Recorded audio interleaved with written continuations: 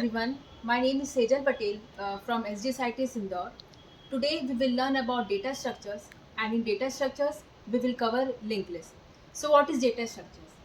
Data structures is organizing and storing data in computer's main memory for efficient use of data.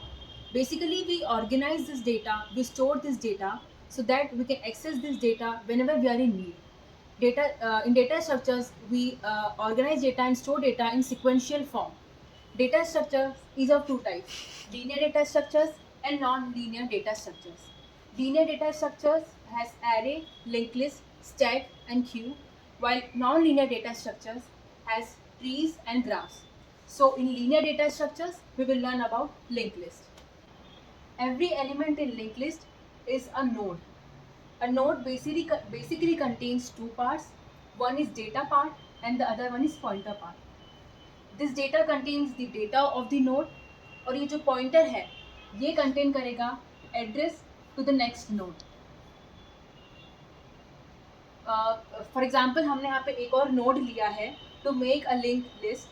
So ये जो pointer है वो इस node का जो भी address है, let's say its address is 200, तो यहाँ पे जो pointer होगा वो इस node का address contain करेगा.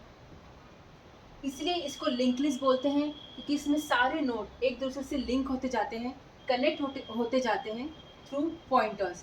जो प्रीवियस नोड रहता है वो नेक्स्ट नोड का एड्रेस कंटेन करता है.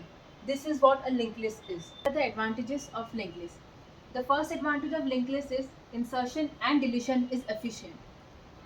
फॉर एग्जांपल हमें इस नोड को इंसर्ट करना है इस पोजीशन पर, तो हमको सिंपली इनके बीच की जो लिंक्स है वो ब्रेक करनी होगी. ये वाला जो पॉइंटर है वो इस नोड को जिसको हमको इंसर्ट करना है यहाँ पर उसका एड्रेस स्टोर करेगा.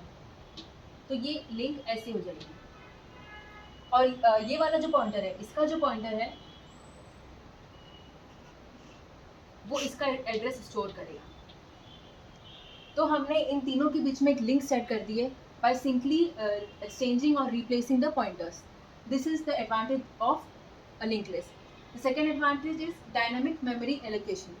हम चाहें तो जितने भी नोड इस लिंक लिस्ट में इंसर्ट करवा सकते हैं.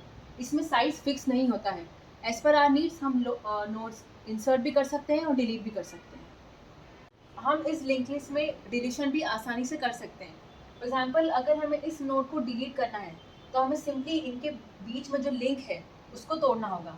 मतलब ये जो पॉइंटर है इस नोड का जो पॉइंटर है वो अब इस नोड को पॉइंट नहीं करेगा, वो इस नोड को पॉइंट करेगा. मतलब इसका जो एड्रेस है 300 वो कंटेन करेगा, जिससे इस वाले नोड को ये लिंक टूट चुकी है. ये लिंक टूटने की वजह से ये वाला एलिमेंट डिलीट हो चुका है.